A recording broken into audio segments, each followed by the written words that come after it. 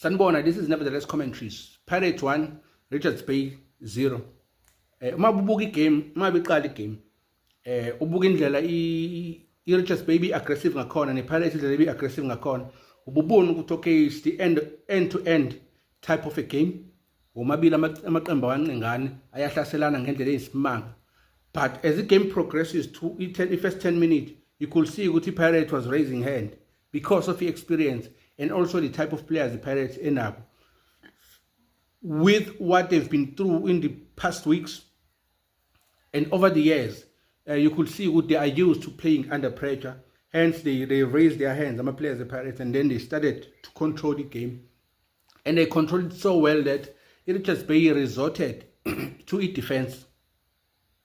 Because uma initiate play lapha emuva, importance ka chain very important namhlanje no Podlela no TLP, but Umbata a key player namhlanje with Pirates kulo 6.